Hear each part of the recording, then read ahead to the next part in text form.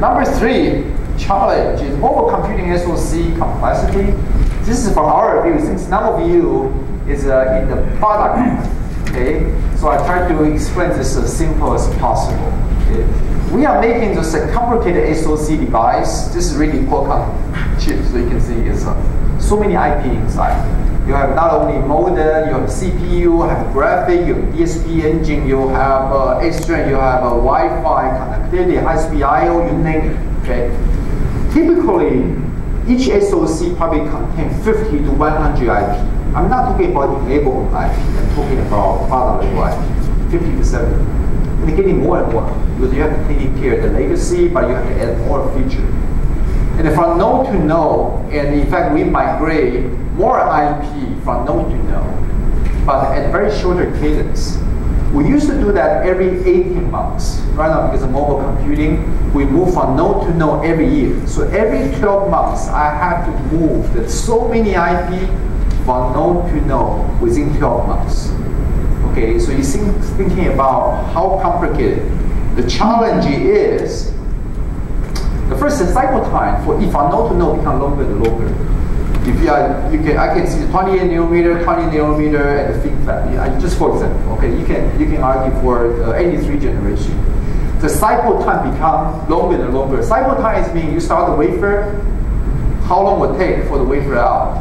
And I can tell you in the old days, 65 nanometer, it's probably only taking you 30 masking layer to build a transistor from the back-end. But I say 20 nanometer could be 65 masking layer. And 10 nanometer, I don't even want to count because triple patterning is going to be tremendous high number of masks you have to use. So the cycle time, I don't want to exaggerate the case, but it's more and more I can tell you the cycle time, even engineering cycle time, it's been the tape out. When you tape out, when you see the part coming out, it probably will take you 6 months. So I know right now it's winter day, it's snow outside.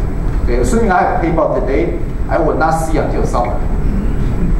And if I screw up, I will not see the part coming back until next winter. Okay, just tell you the cycle time is going to be longer and longer. In the past, it's like 2-3 weeks you can one turn. Right now, it become much longer. It's not only just a fab cycle time, but all the engineering show loop wafer and the mask making process, OPC. You look at it, the entire cycle time become very long. MRE is being how much money you have to spend to buy the mask. It's millions of dollars. I can tell you it's probably very easily it's going to reach $10 million for a bunch of glass. You have to pay $10 million. By the way, that's US dollars, not Korean dollars. US dollar. $10 million to buy a set mask. Right now it's not there, but it's probably $5-7 million for the leading edge 10 nanometer. But it's going to be more and more expensive. And the number of IP, as I mentioned, is also integration. Because integration, the more and more IP you integrate. If this one plus this one, and you will see the execution risk is extremely high. One human error will cost you 6 months, $10 million. I'm just talking about MRE and not talking about R&D like a couple $100 million R&D. It's just one human error. And because you integrate that many things, statistically you are going to have a human error.